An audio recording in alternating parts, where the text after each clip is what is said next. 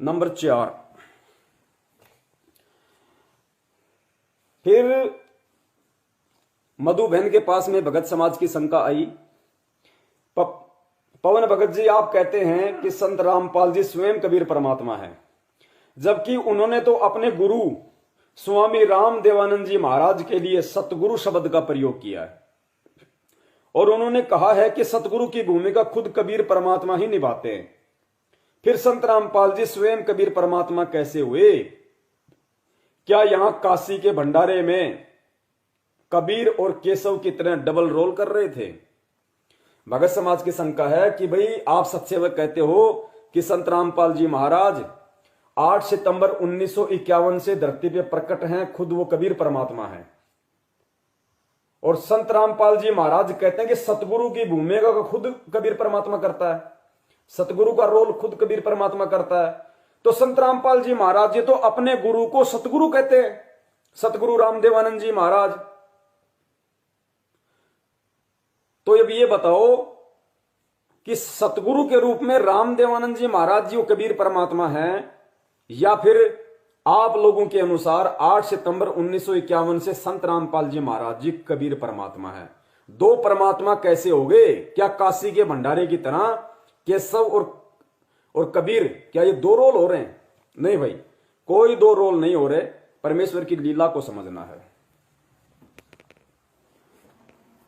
स्वयं 8 सितंबर 1951 को धरती पे प्रकट होने के बावजूद संत रामपाल जी महाराज जी ने 17 फरवरी 1988 को दुनिया की दृष्टि में गुरु शिष्य परंपरा को बनाए रखने के लिए स्वामी रामदेवानंद जी महाराज जी को अपना मुंह बोला गुरु बनाया। और वो परमात्मा एक भगत की भूमिका में शुरू हुआ 17 फरवरी 1988 को। स्वामी रामदेवानंद जी महाराज जी का मुंह बोला शिष्य बन के, उनको अपना मुंह बोला गुरु बना के 17 फरवरी 1988 से कबीर परमात्मा ने दुनिया की नजरों में गुरु शिष्य की भूमिका की। अब भाई अगर कबीर परमात्मा अगर किसी भगत की भूमिका करेगा, अगर एक शिष्य की भूमिका करेगा, तो भाई पूरी भूमिका करेगा। और भक्ति विधान के अनुसार भगत के लिए उसका गुरु सतगुरु ही होता है, उसका गुरु परमात्मा ही होता है। इसलिए वो अपने गुरु को परमात्मा ही कहेगा, वो अपने गुरु को सतगुरु ही कहेगा। क्योंकि परमेश्वर अगर एक भगत की भूमिका करेगा तो पूरी पट करेगा, 101% करेगा। इसलिए एक भगत की भूमिका में संत रामपाल जी महाराज जी ने अपने मुंह बोले गुरु स्वामी रामदेवानंद जी महाराज जी को सतगुरु की उपाधि से नवाजा है। क्योंकि वहां 17 फरवरी 1988 से वो एक भगत की भूमिका कर रहे हैं, और भगत की भूमिका परमात्मा करेगा तो पूरी ही करेगा, उन्हें सतगुरु ही कहेगा।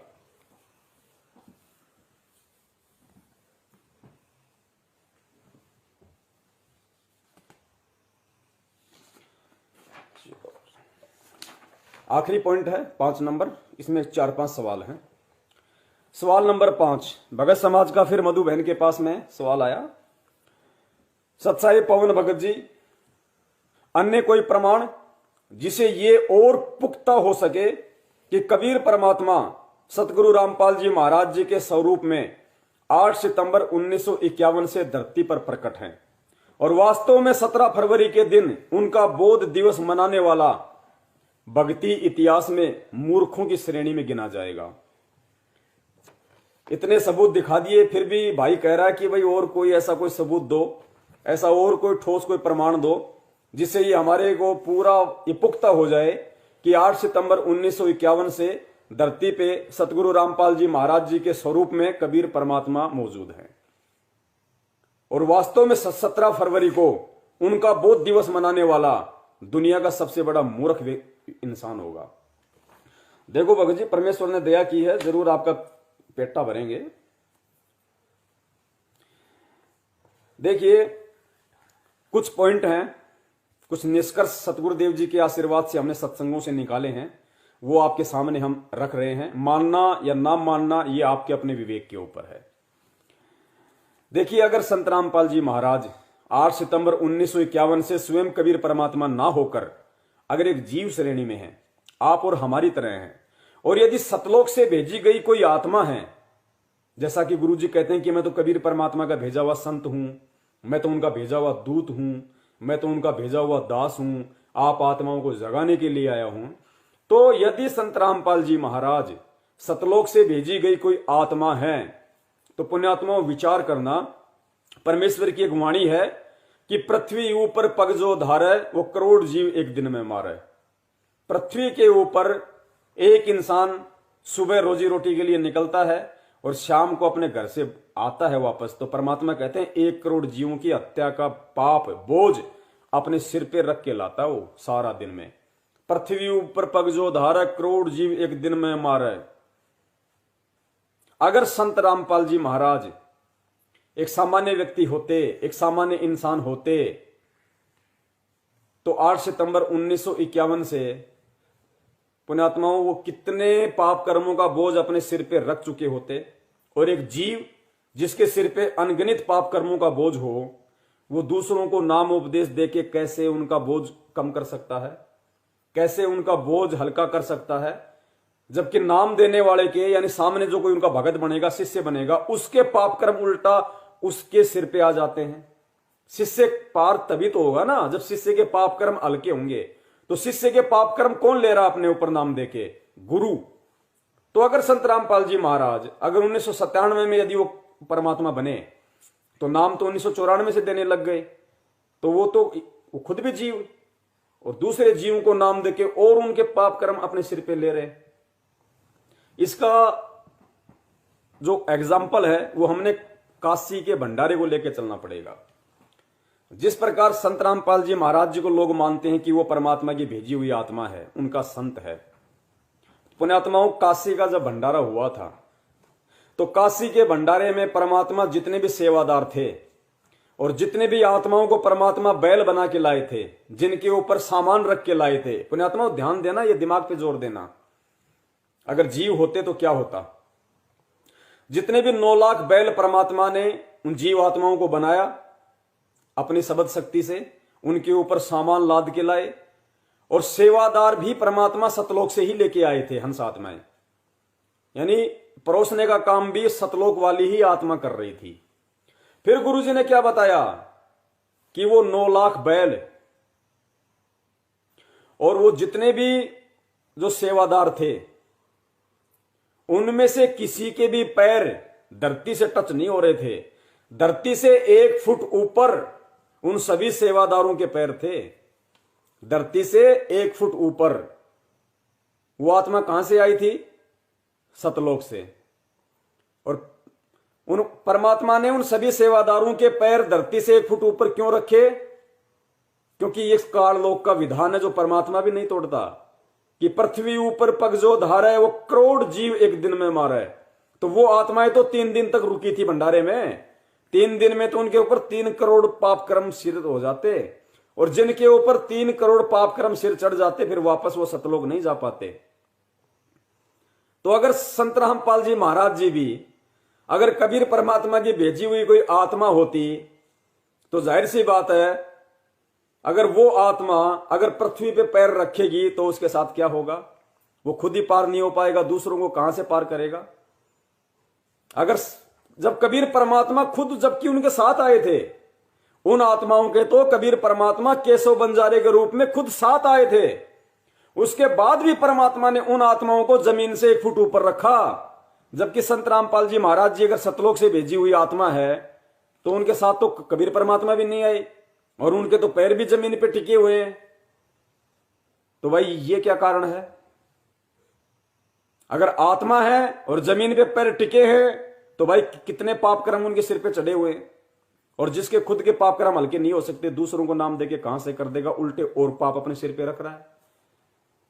तो कौन है धरती पे? सतलोक से भेजी हुई आत्माओं को तो परमात्मा ने जमीन से 1 फुट ऊपर रखा। कहीं इन नालायकों के, इन मेरी हंस आत्माओं के अगर गलती से भी अगर इस पाप लोक की, क्योंकि ये पाप लोक है, ये पृथ्वी लोक है, ये पाप लोक है, यहां तो पैर रखने से भी पाप होता है। इसलिए परमात्मा ने उन 9 लाख आत्माओं के, उन सेवादारों के जमीन पैर जमीन से टच नहीं होने दिए, क्योंकि मालिक को पता था और यहां का विधान परमात्मा भी नहीं तोड़ता। वो पार नहीं हो सकते थे वो सेवादार। तो अगर संत रामपाल जी भी अगर उन्हीं आत्माओं की तरह एक आत्मा है और सतलोक से भेजी हुई है, तो पुण्यात्माओं फिर वो जमीन पे पैर रख के क्यों चल रहे हैं भाई? उनके तो कितने पाप कर्म बढ़ गए होंगे, वो खुद ही पार नहीं हो सकते, दूसरों को कैसे पार कर देंगे? इसलिए परमात्मा अपने आप को छुपाते हैं कि मैं भगवान का भेजा हुआ संत हूं। जिस प्रकार काशी के भंडारे में परमात्मा ने केशव बंजारे का रूप बनाया, आज हम सबको पता है। आज ये कोई नहीं कह सकता कि वो कबीर परमात्मा नहीं थे। नहीं भाई, खुद कबीर परमात्मा ही केशव बंजारे का रूप था। गुरुजी बता रहे हैं, वाणियों में लिखा हुआ है। संध्या आरती में हम पढ़ते हैं, सुन केशव करतार, ऐसी कुछ वाणी है परमात्मा की। कृपा निधान सुन केशव करतार, गरीब दास मुझ दीन की तुम रखियो बहुत संभार। तो खुद वो केशव रूप में खुद कबीर परमात्मा धरती पे मौजूद था। लेकिन उस समय उन्होंने क्या कहा? जब सिकंदर लोदी ने उनसे पूछा कि भाई आप कौन हो और कबीर जी कहां है, तो केशव बंजारे रूप में कबीर परमात्मा ने क्या कहा कि भाई मैं तो उनका पगड़ी बदल यार हूं, मैं तो उनका पगड़ी बदल यार हूं, मित्र हूं। और उन्होंने एक छोटी सी चिट्ठी भेजी थी मेरे पास में कि भाई ऐसे छोटा सा भंडारा है, अपने आप को छुपाया उन्होंने। ठीक इसी प्रकार 8 सितंबर 1951 से धरती पे खुद कबीर परमात्मा प्रकट है और लीलामय तरीके से अपने आप को छुपाते हुए उस परमात्मा का भेजा हुआ दास बताते हैं, उस परमात्मा का भेजा हुआ संत बताते हैं।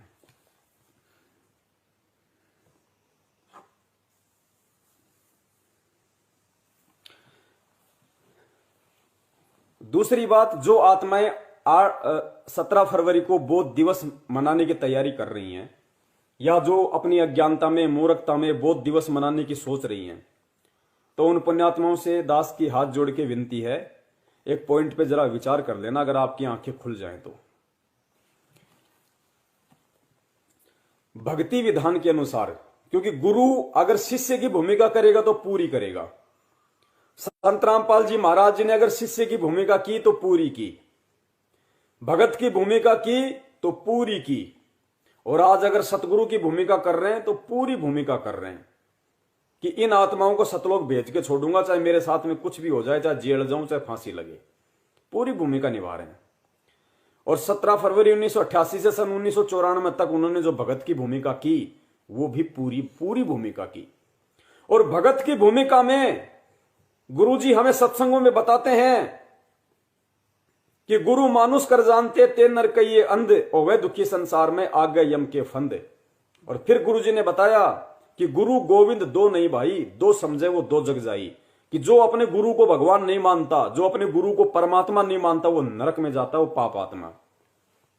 तो 17 फरवरी 1988 को दादा गुरुदेव जी से नाम दीक्षा लेके सांसारिक दृष्टि में उन्होंने स्वामी रामदेवानंद जी महाराज जी को अपना गुरु बनाया, सतगुरु बनाया। पुण्यात्मा ध्यान देना इन पॉइंटों पे।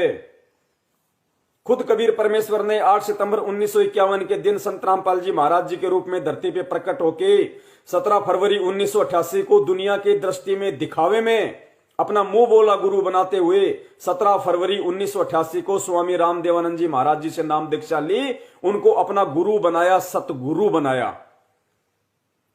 अब उनको अपना गुरु बना लिया तो खुद एक भगत हो गए, यानी परमात्मा भगत की भूमिका में, तो भगत की भूमिका परमात्मा पूरी निभाएगा। अब गुरुजी ने स्वामी रामदेवानंद जी महाराज जी को भगत की भूमिका में अपना परमात्मा मान लिया, जबकि वो जीव श्रेणी में थे, वो अंतर्यामी थे। जानबूझ के उन्होंने एक जीव को अपना गुरु बनाया, और गुरु बना के आने वाले भक्तों को संदेशा देने के लिए, आप और हमारे को ये उदाहरण पेश करने के लिए कि एक भगत का अपने गुरु के प्रति क्या भाव होना चाहिए। एक भगत जब तक अपने गुरु को सतगुरु मान के नहीं चलेगा, अपने गुरु को परमात्मा तुल्य मान के नहीं चलेगा, भगवान मान के नहीं चलेगा, तब तक वो शिष्य पार नहीं हो सकता। जबकि स्वामी रामदेवानंद जी महाराज जी तो खुद एक जीव थे, वो सतगुरु नहीं थे, फिर भी संत रामपाल जी महाराज जी ने भगत बनकर भगत की भूमिका में आप और हमें आज ये दिखाया कि अगर भगत हो तो अपने गुरु को भगवान मानो, और अपने गुरु को भगवान मानने के चलते, अपने गुरु को सतगुरु मान के, भगवान मान के, परमात्मा मान के, पुण्यात्माओं संत रामपाल जी महाराज जी ने, जो उनका गुरु स्वामी रामदेवानंद जी महाराज एक जीव श्रेणी का व्यक्ति, लेकिन भगत की भूमिका में उन्होंने उनको परमात्मा मान लिया। और संत रामपाल जी महाराज जी ने कभी भी अपने गुरु का बोध दिवस नहीं मनाया, कभी भी स्वामी रामदेवानंद जी महाराज जी का बोध दिवस नहीं मनाया, जबकि वो तो जीव श्रेणी में थे। उनको तो खुद संत रामपाल जी महाराज जी ने ज्ञान करवाया, लेकिन फिर भी क्योंकि संत रामपाल जी महाराज जी भगत की भूमिका में थे, उन्होंने अपने गुरु का बोध दिवस मनाकर अपनी अज्ञानता का जग में ये प्रमाण नहीं दिया, मूर्खता का जग में सबूत पेश नहीं किया कि मैं भगत हूं और मेरा गुरु चाहे जो हो लेकिन मेरे लिए परमात्मा है। मैं भगत हूं तो मुझ भगत के लिए मेरा गुरु भगवान है। और संत रामपाल जी महाराज जी ने, उनका गुरु एक जीव श्रेणी में होते हुए भी, परमात्मा तो बहुत दूर की बात है, लेकिन उन्होंने परमात्मा मान लिया। और संत रामपाल जी महाराज जी ने कभी भी उनका बोध दिवस नहीं मनाया। और पुण्यात्माओं, हमें तो साक्षात कबीर परमात्मा गुरु रूप में मिला हुआ है। संत रामपाल जी महाराज साक्षात कबीर परमेश्वर है, तो हम उनका बोध दिवस कैसे मना सकते हैं? ये गुरु जी ने एक पॉइंट छोड़ा हमारे लिए, हम आत्माओं को समझाने के लिए, ताकि हम काल के जाल में ना फंसें कि बच्चों, मैंने 17 फरवरी 1988 को स्वामी रामदेवानंद जी महाराज जी को अपना मुंह बोला गुरु बनाया, जबकि मुझे पता था कि ये जीव है तुम्हारे जैसा, लेकिन मैंने गुरु बनाया। और गुरु बनाया तो मैंने गुरु की भूमिका पूरी निभाई। मैंने उस जीव को भी परमात्मा मान लिया, और मैंने कभी भी उनका बोध दिवस नहीं मनाया कि मेरे गुरु को किसी ने ज्ञान दिया होगा, या मेरे गुरु को तो पहले कुछ मालूम ही नहीं था। उन्होंने कभी भी ये साबित नहीं किया। उन्होंने सतगुरु बोला, सतगुरु कि ना सतगुरु जननी जने जाके माना बाप, जबकि उनका तो जन्म मां के गर्भ से हुआ था। फिर भी संत रामपाल जी महाराज जी ने अपने गुरु का कभी भी बोध दिवस नहीं मनाया। तो पुण्यात्माओं, हम क्यों मूर्खता करने जा रहे हैं 17 तारीख को? अरे हमें तो जिंदा जोगी जगत गुरु मिला हुआ है। जिंदा जोगी जगत गुरु खुद कबीर परमात्मा हमारा गुरु है, संत रामपाल जी महाराज के रूप में, जो पूरी दुनिया को ज्ञान देने के लिए आता है। तो पुण्यात्माओं, हम ये गलती कैसे कर सकते हैं जब हमारे खुद के गुरु ने एक भगत की भूमिका में अपने गुरु का कभी बोध दिवस नहीं मनाया? तो पुण्यात्माओं, हमारे सिर में क्या भूसा भरा पड़ा है कि हम अपने गुरु का बोध दिवस मनाएंगे और 17 फरवरी को उनका बोध दिवस मना के दुनिया के सामने हम अपनी अज्ञानता और मूर्खता का प्रमाण दें, अपने गुरु को जीव श्रेणी का साबित करें। एक तरफ तो हम कहते हैं कि मेरे गुरु से बड़ा कोई महाज्ञानी नहीं, कोई तत्वज्ञानी नहीं, और उनका बोध दिवस मना के हम ये खुद साबित कर रहे हैं कि मेरे गुरु जी को तो 1988 से पहले कहेगा भी नहीं पता था। पुण्यात्मा पॉइंट है, ये परमात्मा ने जानबूझ के पॉइंट छोड़े, नहीं तो वो भी बोध दिवस मना सकते थे। उन्होंने नहीं मनाया इस समय के लिए कि फिर मेरे बच्चे, मेरे सत्सेवक बच्चे ये कैसे साबित कर पाएंगे। तो पुण्यात्माओं, ये गलती हमने नहीं करनी। भूल के भी अगर बोध दिवस मना दिया 17 तारीख को, तो समझो आपने अपने गुरु को जीव श्रेणी में लाके खड़ा कर दिया। उसी दिन आपकी मौत है, जीते जी आपकी मौत है। अगला पॉइंट,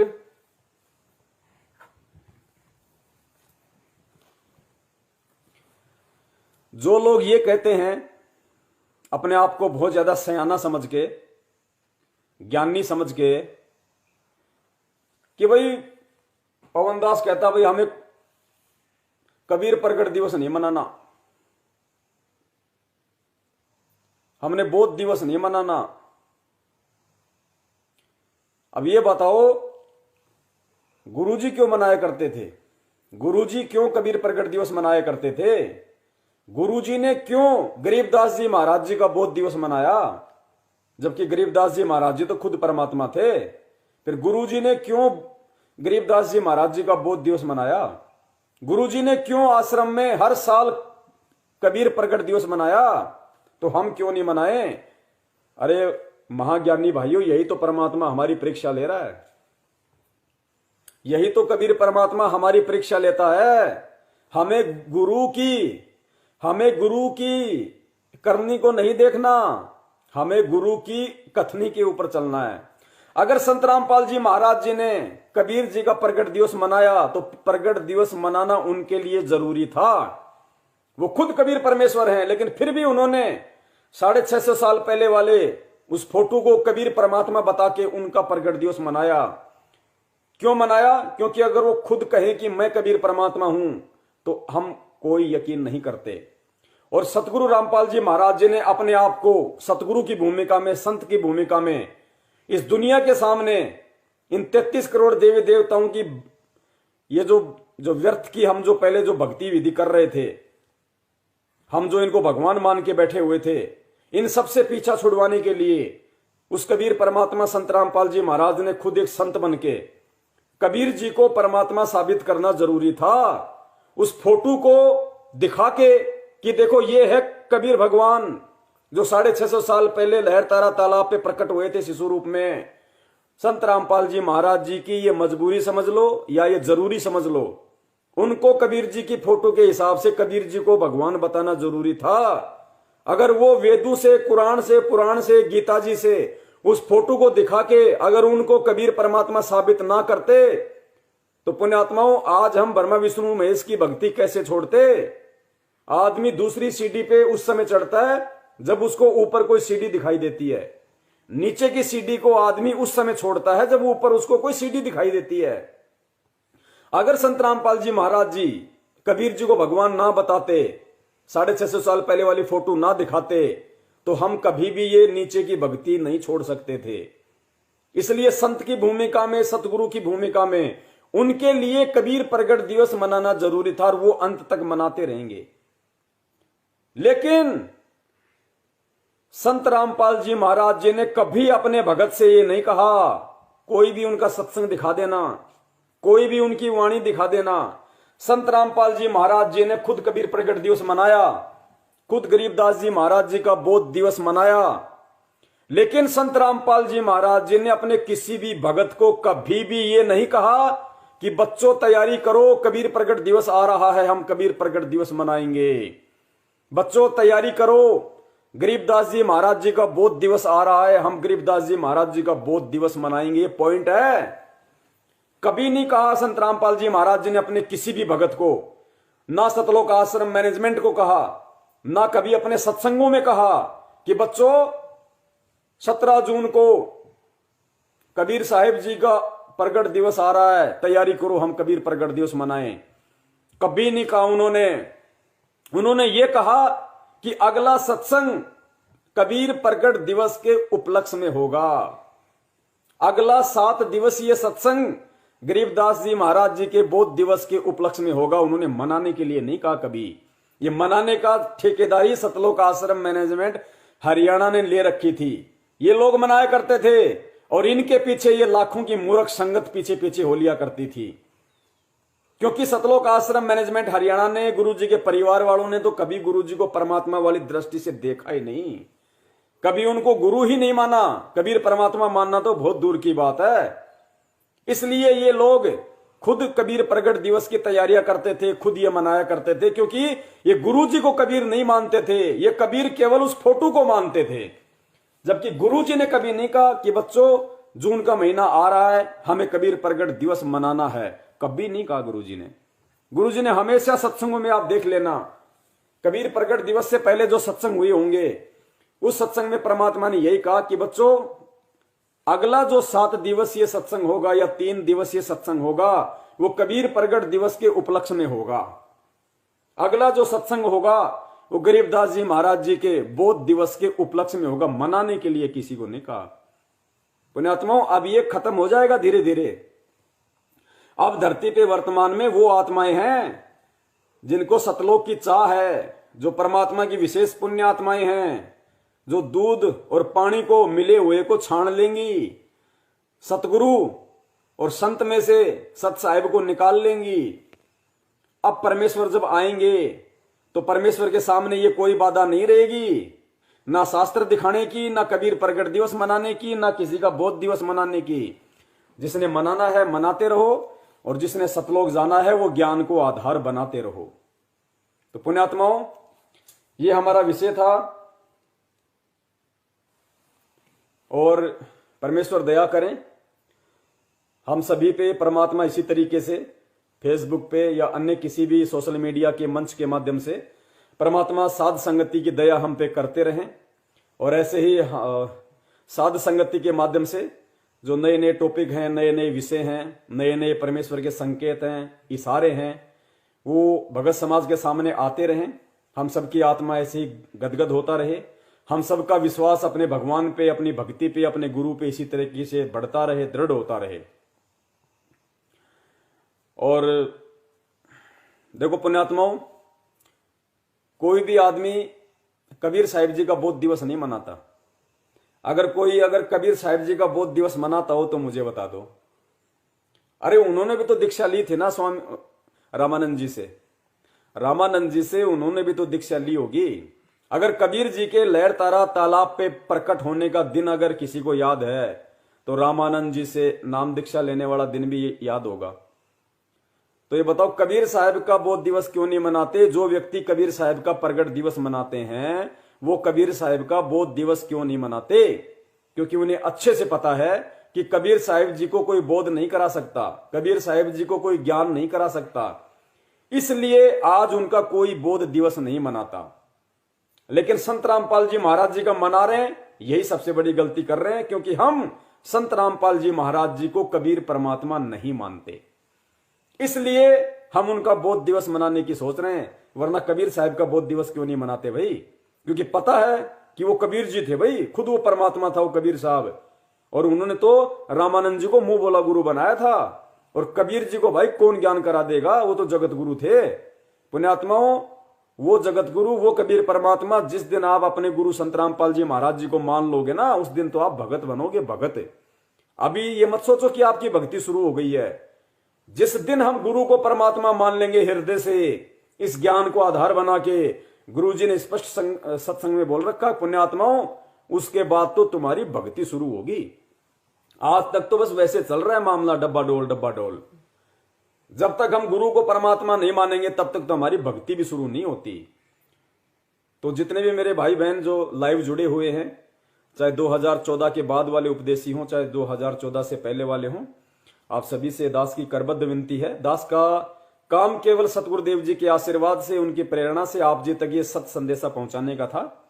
उसके बाद पुण्यात्माओं आपकी अपनी मर्जी है, क्योंकि हम कोई सतलोक आश्रम मैनेजमेंट हरियाणा की तरह काल एजेंट नहीं है, हम कोई तानाशाह व्यक्ति नहीं है कि हम जबरदस्ती हम किसी से कोई बात को मनवाएं, और अगर कोई आनाकानी करे तो फिर हम उनको डराएं धमकाएं कि तेरा नाम खंड हो जाएगा, गुरुजी का आदेश है, बीजेपी को वोट नहीं देगा फिर जिंदगी में तेरा नाम ही शुद्ध नहीं होगा, तेरे को आश्रम में नहीं घुसने दिया जाएगा।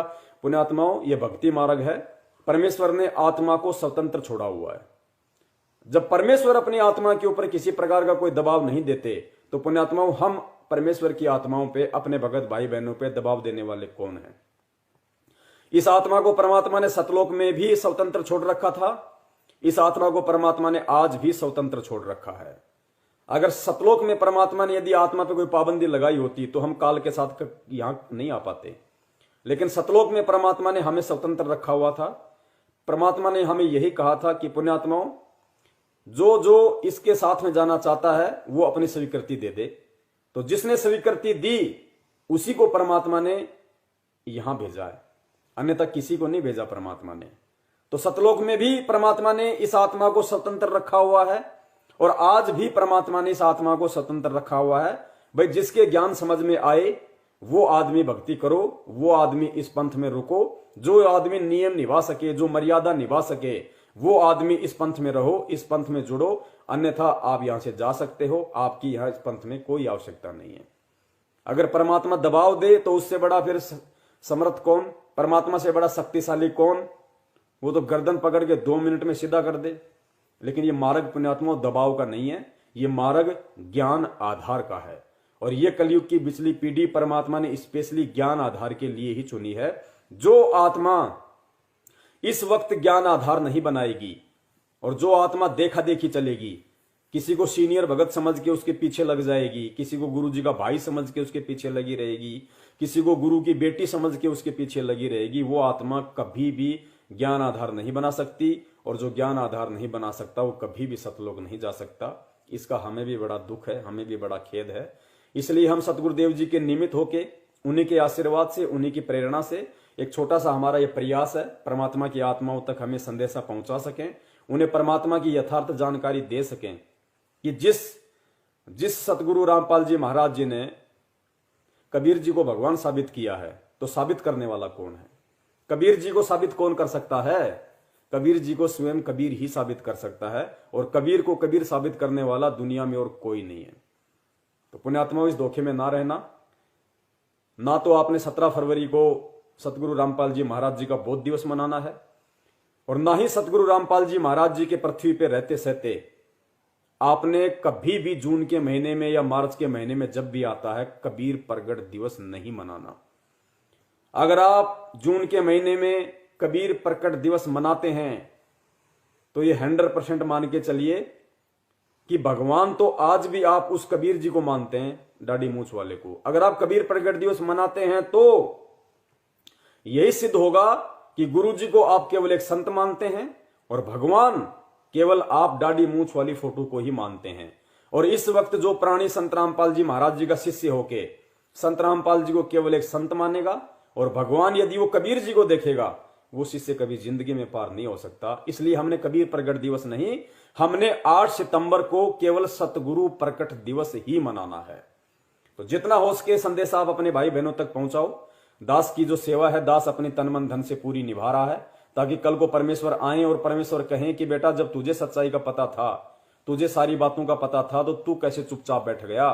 तूने कैसे अपने भगत भाई बहनों को ये बातें नहीं बताई, ये संदेशा नहीं पहुंचाया, जब मैंने तुझे प्रेरणा देके ये सारे सबूत, ये सारे संदेशे तेरे पास भिजवा दिए थे। तो पुण्यात्माओं, मैं हर स्थिति में परम पूज्य सतगुरु रामपाल जी महाराज जी के आगमन पर उनके समक्ष मैं दोषी नहीं बनना चाहता। इसलिए मैं अपनी सेवा कैसे भी मैं समय निकालूं, अपनी व्यस्त अपनी जिंदगी में से, अपनी दिनचर्या में से मैं अपना समय जरूर निकालूंगा। चाहे इसके लिए मुझे कोई अपने काम में घाटा हो, चाहे अपने परिवार में कोई घाटा हो, उसकी दास को कोई परवाह नहीं है। लेकिन परमेश्वर की जो सेवा है वो दास के लिए प्रथम है, सबसे ऊपर है, सर्वोत्तम है। उसके लिए दास किसी प्रकार का कोई समझौता नहीं करेगा। आप सभी पुण्यात्माएं, ये आपका अपना डिसीजन होगा, आपका अपना निर्णय है कि मुझे जो सेवा दे रखी है मैं कर रहा हूं।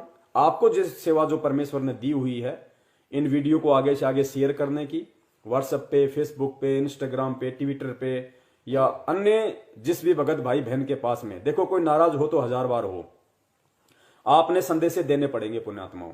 चाहे कोई नाराज हो तो हो, आप उसको भेजते रहो, एक दिन उसके जरूर उस सिर में बात वो टकराएगी उसके। और पुण्यात्माओं, ये जो सतलोक आश्रम मैनेजमेंट हरियाणा है, अभी बुरी तरह से बौखला गया है। संगत ज्ञान आधार से जाग रही है, साध संगति से जुड़ रही है, लाइव शंका समाधान से जुड़ रही है। यूट्यूब पे शंका समाधान नाम से वीडियो हैं, सैकड़ों हजारों उन पे वीडियो हैं, वो लोग देख रहे हैं। अब इन्होंने एक नया फरमान जारी कर दिया कि शंका समाधान नाम से जितने भी यूट्यूब चैनल है उन पे कॉपीराइट स्ट्राइक लगाओ। क्योंकि पुण्यात्माओं, हम सत्संग लाएं कहां से? हम भगत समाज को समझाने के लिए गुरु जी के सत्संगों को आधार बनाते हैं, गुरु जी के सत्संगों का हम सहारा लेते हैं। अब गुरु जी के सत्संग इन लोगों ने पहले से, मैनेजमेंट वालों ने अपने यूट्यूब चैनलों पे डाल रखे हैं। अब हम कहां से लाएं? हमें मजबूरन इनके यूट्यूब चैनलों से वो गुरु जी के सत्संग उठाने पड़ते हैं भगत समाज को समझाने के लिए। तो हम वो अपने यूट्यूब चैनलों पे डालते हैं, तो ये लोग वहां से हमारे यूट्यूब चैनलों पे कॉपीराइट स्ट्राइक लगवा देते हैं कि देखो इसने संत रामपाल जी महाराज जी के इस सत्संग को काम में लिया, इस सत्संग को पहले मैंने मेरे चैनल पे डाल रखा था, अब इन लोगों ने डाल दिया। तो यूट्यूब का एक सिस्टम है, वो कॉपीराइट स्ट्राइक लगा देती, वो चैनल बंद हो जाता है। ये इतने घटिया और इतने नीच व्यक्ति हैं, गुरुजी के सत्संगों पे कॉपीराइट स्ट्राइक लगवा रहे हैं। अपने आत्माओं, कॉपीराइट स्ट्राइक लगाने का मतलब होता है विरोध करना, उन सत्संगों का विरोध करना। अब ये काला एजेंट नहीं तो और कौन होगा काला एजेंट धरती पे, जो गुरुजी के सत्संगों पे कॉपीराइट स्ट्राइक लगवा रहे हैं। तो पुण्यात्माओं, दास निवेदन करता है, हालांकि हम अपनी कोशिश जारी रखेंगे सत्सेवक भाई बहनों ने ठान लिया है कि हम ये हमारा एक चैनल बंद करवाएंगे, हम 4 जीमेल आईडी ओपन करके 4 शंका समाधान नाम से यूट्यूब चैनल खोलेंगे। करने दो इनको, कितने बंद करते हैं। और लेकिन मेरा एक विशेष निवेदन है आप सभी भाई बहनों से, आप ये जो लाइव वीडियो देख रहे हैं, ऊपर जो मैसेज है उस मैसेज में मुझ पवन दास की ईमेल आईडी है और उसके नीचे शंका समाधान नाम से मेरा फेसबुक का ग्रुप है, उसका लिंक मैंने भेजा हुआ है। आप शंका समाधान नाम का जो फेसबुक का मेरा जो ग्रुप है, ऊपर जो फेसबुक में दिया हुआ है, ऊपर जो मैसेज में दिया हुआ है, आप उस पर क्लिक करके और फेसबुक का जो मेरा शंका समाधान का जो मेरा फेसबुक का जो ग्रुप है उसको आप जरूर ज्वाइन कर लें, क्योंकि फेसबुक ये लोग बंद नहीं करवा सकते और फेसबुक यूट्यूब से भी बड़ा प्लेटफॉर्म है। तो परमेश्वर दया करेंगे, आप जितने भी भगत भाई हैं आप सभी उसको ग्रुप को जरूर ज्वाइन कर लें और जो मेरी फेसबुक की जो आईडी है आप उसको फॉलो कर लें, क्योंकि मेरे फ्रेंड्स तो पूरे 5000 पूरे हो चुके हैं, फॉलोअर्स में भी लगभग 1500 के आसपास हो गए ऊपर। तो आप मेरी फेसबुक आईडी को फॉलो कर लें ताकि जब भी मैं लाइव आऊं, कभी अगर इमरजेंसी में भी अगर मेरे को लाइव आना पड़ा संडे के अलावा, तो अगर आपने मुझे फॉलो किया हुआ है तो ऑटोमेटिक आपके पास में संदेश पहुंच जाएगा लाइव का। तो आप मेरी फेसबुक आईडी को भी फॉलो कर लीजिए और शंका समाधान नाम से जो मेरा फेसबुक का जो ग्रुप है, ऊपर मैसेज में जो लिंक दिया हुआ है, आप उसको भी ज्वाइन कर लीजिए। और इसी तरीके से ये आपकी अपनी मर्जी है, आप साथ संगति के माध्यम से सच्चाई से रूबरू होते रहिए और परमात्मा के चरणों में अपनी सेवा लगाते रहिए। सत साहिब बंदी छोड़ सतगुरु रामपाल जी महाराज की जय हो। सत साहिब। तन मन शीस ईस अपने पे, तन मन शीस ईस अपने पे, पहले में चोट चढ़ावे जब कोई राम भक्त गत पावे हो जी, जब कोई राम भक्त गत पावे हो जी। तन मन शीस ईस अपने पे, तन मन शीस ईस अपने पे, पहले में चोट चढ़ावे जब कोई राम भक्त गत पावे हो जी, जब कोई राम भक्त गत पावे हो जी। भाई सतगुरु तिलक अजप्पा माला, युक्त जटा रखवावे, सतगुरु तिलक अजप्पा माला, युक्त जटा रखवावे। जत को पीन सत का चोला, भीतर बेख बनावे जब कोई राम भगत गत पावे हो जी, जब कोई राम भगत गत पावे हो जी। भाई लोक लाज मर्याद जगत की, तरण ज्यों तोड़े बगावे।